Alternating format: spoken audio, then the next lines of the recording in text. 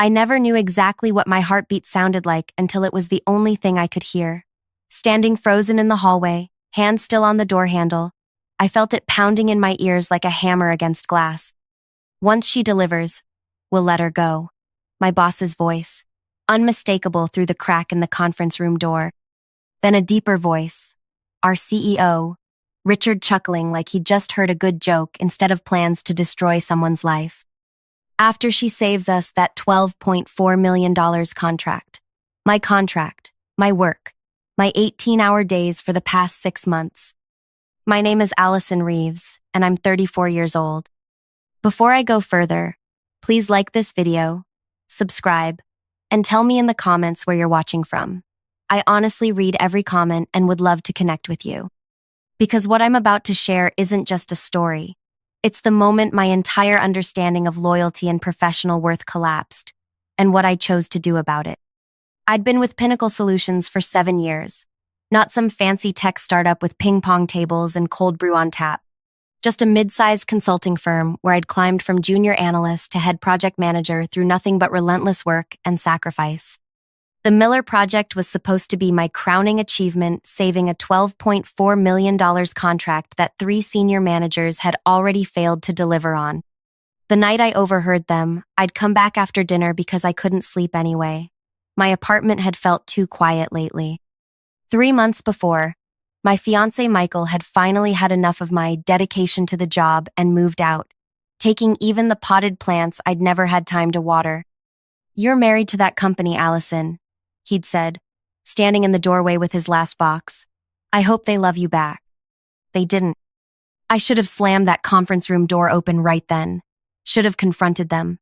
Instead, I silently backed away, returned to my desk, and stared at my laptop screen until the words blurred. Then, with hands that wouldn't stop trembling, I kept working. That's what good girls do, right? What professional women do. We swallow the betrayal, process the hurt on our own time. 7 years of being the reliable one, the Allison will handle it woman, and this was my reward. I drove home at 1 a.m. with tears streaming down my face, mascara probably making me look like some tragic raccoon. But by morning, something had shifted inside me. The hurt had hardened into something else. Something with edges. The Miller project wasn't just any contract. It represented exclusive rights to develop software for 3 of the largest hospitals in our region. The previous project managers, all men with MBA degrees from schools they never failed to mention, had bungled the requirements gathering, promised impossible features, and created a mess of code that barely functioned. The client, Westridge Health Group, was ready to walk. That's when my boss, Nathan Cooper, had called me into his office with that fake concerned look on his face. "Allison, you're the only one who can salvage this," he'd said, both hands pressed against his desk like he was physically transferring the burden. "Your attention to detail, your relationship skills. We need you." And God help me, I'd felt proud, special, chosen. What I didn't know then was that I wasn't chosen for my skills. I was chosen because I was expendable. The next morning after the overheard conversation, I arrived at work earlier than usual. My eyes were swollen despite the cucumber slices and cold spoons I'd pressed against them at 5 a.m. I wore my sharpest blazer, the navy one with structured shoulders that always made me feel like I was wearing armor. Nathan was already there, which was unusual. He smiled when he saw me, and I watched that smile with new eyes. How had I never noticed how it never quite reached his eyes? "Allison, just the woman I wanted to see. How's progress on Miller looking?" My throat felt tight, like I might either scream or throw up. Instead, I smiled back. "On track. The development team has corrected the integration issues from yesterday. I'm meeting with the client tomorrow for the interim review." "That's my girl," he said, patting my shoulder as he walked past. "My girl," like I was a golden retriever who'd fetched the newspaper. I went through that day in a fog, nodding in meetings, answering emails, all while a voice in my head kept repeating the same phrase. "Let her handle it, then fire her." That night, I couldn't sleep again. I sat in my living room, surrounded by the sparse furniture Michael had left behind, and really looked at my life for the first time in years. The promotion I'd been angling for, the corner office, the retirement plan I was building, all of it based on the belief that hard work would be rewarded, that loyalty mattered. What a joke. I opened my laptop and started looking at my options. I could quit immediately satisfying, but financially devastating. I could half-ass the project and watch it fail, but that would hurt my professional reputation more than theirs. Or I could do what I always did, excel, deliver, and then be discarded. Unless. My fingers hovered over the keyboard. There was a fourth option. I could deliver exactly what they asked for and make sure I was the only one who understood exactly how I'd done it. The next 2 weeks were the most intense of my professional life. I slept maybe 4 hours a night. I stopped by the office gym just enough to maintain appearances, but every spare minute was dedicated to 2 parallel tracks, saving the Miller project and documenting everything. Nathan checked in daily, his friendly concern growing as the deadline approached. "You're working too hard, Allison," he'd say, leaning against my cubicle wall. "We appreciate the dedication, but take care of yourself." The fake concern made my skin crawl, but I'd smile and nod. "Almost there, just want to make sure it's perfect." "That's why we need you on this," he'd say. And each time, I recorded the conversation on my phone, which sat face down on my desk. I also started talking more with Sarah from legal, who'd always been friendly but distant, the kind of work acquaintance you exchange pleasantries with but never really know. Over lunch one day, I carefully steered our conversation toward employment contracts and terminations. "It's funny," she said, picking at her salad, "how many managers don't understand the concept of constructive dismissal or how detailed our documentation needs to be for clean terminations." "What do you mean?" I asked, keeping my voice casual. She leaned forward. "Between us, HR is always cleaning up after executives who think they can just fire people on a whim. There are protocols, especially for employees with your tenure." That night, I reviewed my employment contract with new eyes. The intellectual property clauses, the non-compete agreement, the termination procedures. I started making notes. The Miller project itself was coming together beautifully. I'd redesigned the workflow, simplified the interface, and created detailed documentation for every component. But I built it all around my own system, one that looked straightforward but had nuances only I fully understood. 10 days after overhearing my planned firing, I was presenting progress to Richard, our CEO, and Nathan. Richard rarely attended these meetings, but with $12.4 million on the line, he'd suddenly developed an interest in the details. "The client is thrilled with the new direction," I explained, clicking through slides that showed dramatic improvements in system performance. "We've corrected the fundamental flaws in the original architecture." "Excellent work, Allison," Richard said, not really looking at me but at the numbers on the screen. "I knew you were the right person for this job. The right person to use and discard." I smiled so hard my cheeks hurt. "The next phase is critical," I continued. "We need to finalize the security protocols and complete user acceptance testing. I've prepared a detailed timeline." I handed them each a folder with printouts deliberately overwhelming, filled with technical specifications and project planning documents. Buried in the middle was page 17, a critical document outlining my unique implementation methodology. Neither of them would read it carefully. They never did. That night, I backed up everything to my personal cloud storage. Every email, every specification document, every piece of code I'd written or revised. Not to steal, I'm not a thief, but to protect myself with evidence of exactly what I'd contributed. 4 days before the final deadline, the Westridge Health Group executives requested an in-person meeting to review the final product before sign-off. This was standard procedure, but Nathan seemed unusually nervous. "It has to be perfect, Allison," he said, pacing my cubicle. "Richard will be there. The entire board will be watching this." "I understand," I said calmly. "Everything is on track." He hesitated. "I've added Jason to the presentation team just as backup." Jason, a junior developer who had contributed nothing to the project's recovery. I knew immediately what this meant. My replacement was already being positioned. "Great," I said, my voice steady while my stomach twisted. "He can handle the technical questions during the demonstration." That night, I made my final preparations. I reviewed the board meeting agenda Sarah had casually left visible on her desk when I'd stopped by with a coffee question. I confirmed the timing, the attendees, the meeting room setup. I finalized my presentation materials, sent the required copies to the executive assistant, and then did something I'd never done before in my professional life. I left work at 5 p.m.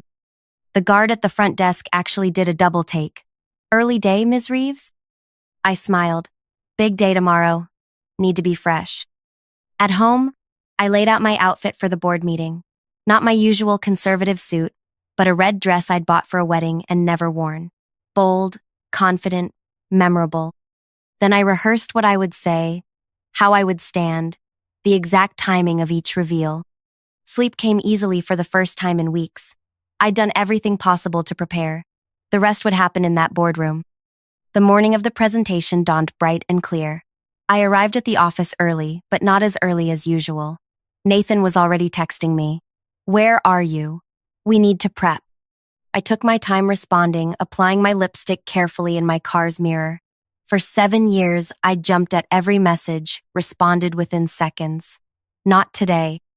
When I walked into the office carrying a sleek portfolio instead of my usual overstuffed bag, I felt people noticing the difference. The red dress, the confidence in my walk. Something had shifted. Nathan was waiting by my desk, checking his watch. "There you are," he said, relief and irritation battling in his voice. "We need to go over the slides one more time. I've made some adjustments to your presentation." I set down my things calmly. "What adjustments?" He slid a USB drive across my desk. "Just a few tweaks to the messaging. And I've added Jason to the first 3 slides as project co-lead." Co-lead.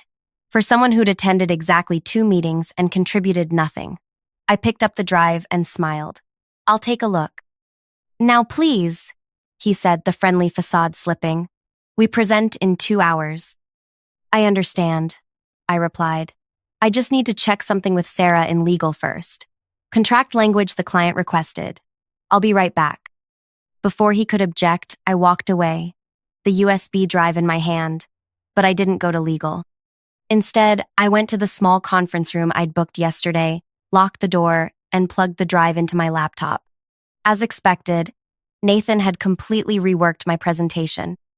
My name was minimized, Jason's was prominent, and the technical details, the ones that explained exactly how I'd saved the project, were simplified to the point of meaninglessness.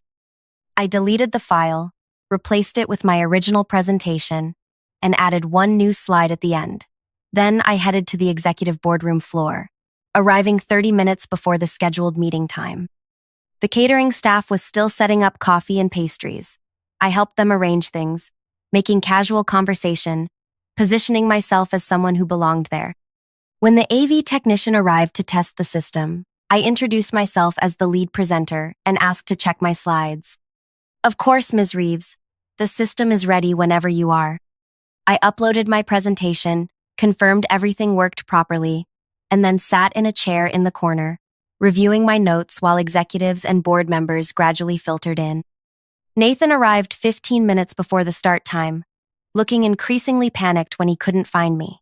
When he finally spotted me already in the boardroom, his eyes widened. "Allison, I've been looking everywhere for you. Did you review the updated slides?" I nodded, my face serene. "Everything's ready to go, Nathan. The presentation is loaded and tested." Relief washed over his face. "Perfect. The Westridge team just arrived. They're in the lobby." As he turned to leave, I added, "Oh, and Nathan? I kept your changes to a minimum. I think my original version conveys the technical achievement more accurately." He froze, then turned back slowly. "What does that mean?" "I need to see the slides now." "They're already loaded in the system," I said, gesturing to the AV setup. "No time to change them now. The board is arriving." The boardroom filled quickly. Richard, our CEO, made his entrance last, flanked by 2 Westridge Health Group executives. I recognized Dr. CEO. Eleanor Miller herself, the woman whose family name was on our contract, whose hospitals would be using our system. She wasn't just a client. She was the decision maker who controlled that $12.4 million. I straightened my spine, feeling the red fabric of my dress against my skin. For 7 years, I'd worn muted colors, played the part of the reliable background player. Today, I was choosing visibility. Nathan was sweating now, casting nervous glances between me and the presentation screen. Jason arrived, looking confused when he saw me already seated near the presenter's position. Richard began the introductions, his voice booming with practiced authority. "We're delighted to present the completed Miller project today," he said, gesturing broadly. "Our team, led by Nathan Cooper, has transformed the original concept into a state-of-the-art hospital management system that will revolutionize your operations." Not a single mention of my name, I wasn't surprised. "Nathan, why don't you take it from here?" Richard said, settling into his chair at the head of the table. Nathan stood, buttoning his jacket with slightly trembling fingers. "Thank you, Richard. We're extremely proud of what we've accomplished. I'd like to introduce Allison Reeves, who has assisted with the project implementation, and Jason Mercer, who has been instrumental in the technical architecture. Assisted, after 6 months of 18-hour days, after saving what 3 men had destroyed." I stood, smiled warmly, and moved to the presenter's position before either Nathan or Jason could reach it. "Thank you, Nathan. Good morning, everyone. I'm excited to show you how we've not only salvaged but revolutionized the Miller project." I clicked to the first slide, my original slide, with my name clearly listed as project lead. Nathan's face tightened. But what could he do? Wrestle the clicker from my hand in front of the board and our most important client? For the next 20 minutes, I walked through every aspect of the project with confident precision. I explained how I'd identified the fundamental flaws in the original architecture, redesigned the workflow patterns, and created an intuitive interface that the hospital staff could learn in half the time originally estimated. The key innovation, I continued, clicking to slide 15, was recognizing that the previous approach violated 3 core principles of healthcare information systems. I outlined each one, watching Dr. Miller nod with increasing enthusiasm. Nathan tried to interject twice, but I smoothly acknowledged his points and continued, never surrendering control of the presentation. Jason, to his credit, looked increasingly uncomfortable, clearly aware he was being positioned for work he hadn't done. "What about the security concerns our IT director raised last month?" Dr. Miller asked, her first direct question. Nathan started to answer, but I spoke first. "An excellent question. If you'll turn to page 17 in your packets."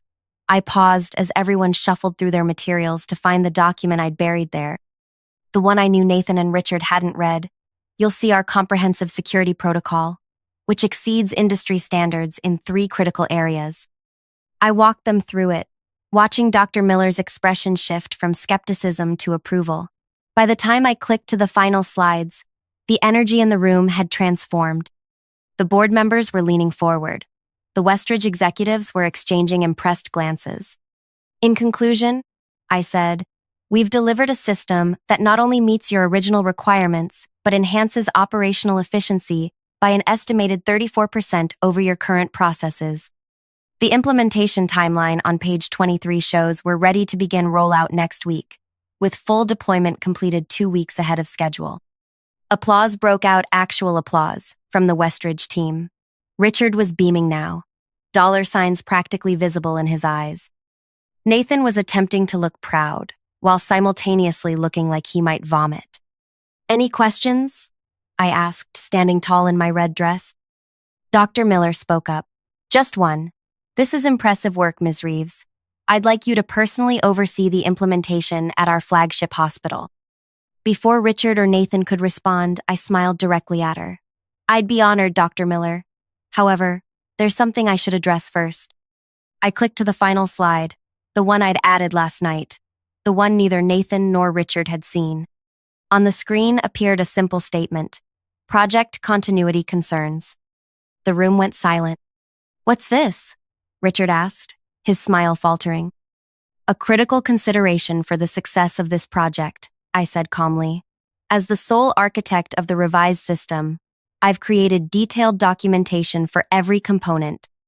However, there are nuances to the implementation that only I fully understand at this point. Nathan's face had gone from red to white. He knew what was coming. I recently learned, I continued, my voice steady despite my pounding heart, that Pinnacle planned to remove me from the project immediately after today's presentation. Before the actual implementation, before the training, before ensuring the system functions as promised. Richard stood abruptly. This is hardly the time or place. I disagree, I said, not raising my voice, but not backing down. This is exactly the time and place, because it directly impacts Westridge's $12.4 million investment. Dr. Miller's eyes narrowed. What exactly are you saying, Ms. Reeves? I turned to face her directly. I'm saying that 10 days ago, I overheard Nathan and Richard discussing plans to terminate my employment once I had saved your contract. Their exact words were, let her handle it, then fire her. The boardroom erupted in murmurs. Dr. Miller's expression hardened as she looked between Richard and Nathan. Is this true? She asked them. Nathan stepped forward. Allison is obviously misinterpreting something she thinks she heard. I have the recording, I said quietly, pulling my phone from my portfolio. Would you like me to play it? The blood drained from both men's faces. I hadn't been recording in the office that night. I'd been in the hallway, but they didn't know that. What they did know was that I'd been recording our recent conversations, and there was enough damning evidence there to make them uncertain.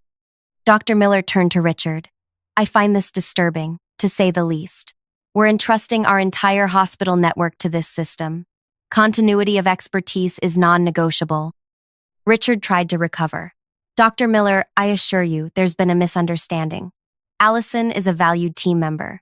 We had been discussing restructuring, yes, but restructuring that coincidentally was scheduled for immediately after I delivered this project? I interjected. After working nights and weekends for 6 months to fix the mess your previous project managers created? Dr. Miller stood. I've heard enough. Mr. Harrington, our contract explicitly requires stable project leadership through implementation and the first year of operation. If Ms. Reeves created this system, then she needs to oversee its implementation. I let the moment hang there, watching Richard's mental calculations, the $12.4 million contract versus whatever he'd planned for me. Of course, he finally said, his businessman smile returning. Allison is essential to the project. There was never any intention of removing her. I turned back to the screen and clicked to a new slide I'd prepared, one showing the implementation schedule with my name clearly indicated as lead on every phase. Then you'll have no objection to formalizing my role in the updated contract, with guaranteed continuity for the full project lifecycle. It wasn't a question. Dr. Miller nodded approvingly. I insist on it, actually, and I'd like that addendum drafted today. The meeting wrapped up shortly after, with handshakes and forced smiles. As the room emptied, Richard gripped my elbow, his fingers digging in just slightly too hard. My office. Now, he hissed. I smiled pleasantly. Of course. Right after I finish answering Dr. Miller's questions about the implementation timeline, I spent the next 20 minutes with the Westridge team, discussing details and building rapport. When I finally made my way to Richard's office, both he and Nathan were waiting, faces like thunderclouds. What the hell was that? Richard demanded the moment I closed the door. I remained standing. That was me ensuring project continuity for our most important client. You ambushed us in front of the board, Nathan said, voice shaking with anger. You had no right. I had every right, I countered, my voice level but firm. You were planning to fire me after I saved your contract, after I fixed the mess 3 men with corner offices created. I simply made sure our client understood what that would mean for their investment. Richard leaned forward, his expression calculating now. What do you want, Allison? A raise? A promotion? Name it. The question caught me off guard. I had expected rage, threats, maybe immediate termination despite the scene it would cause, not negotiation. For a moment, I considered what I did want. The director position I'd been angling for? A corner office with my name on the door? But standing there in my red dress, I suddenly realized those things belonged to the old Allison, the one who believed in the system, who thought loyalty would be rewarded with loyalty. I want 3 things, I said finally. First, The lead role on the Miller Project implementation, fully documented and contracted, with a completion bonus equal to 5% of the contract value. Richard's jaw tightened, but he nodded. Second, I want a formal retraction of any termination plans, with Sarah from legal present as witness. Nathan started to protest, but Richard cut him off. Fine. Third, I continued, feeling a strange calm now. Once the Miller Project is successfully implemented and the first quarterly review completed, I want a clean departure from Pinnacle. A generous severance package, excellent references, and no non-compete restrictions. They both stared at me, confused. You want to leave? Nathan asked. After fighting to stay? I looked at him directly. I'm not fighting to stay. I'm fighting for the respect and recognition I've earned. There's a difference. Richard studied me with new eyes. You could have a future here, Allison. Today showed what you're capable of. Today showed what you're capable of too, I replied. And that's not something I can unknow. The aftermath was surprisingly quiet. Word spread through the office. Of course, whispers about how I'd outmaneuvered the executive team, secured my position on the biggest contract in company history, and somehow extracted concessions no one had seen Richard Harrington give before. Sarah from legal called me that afternoon.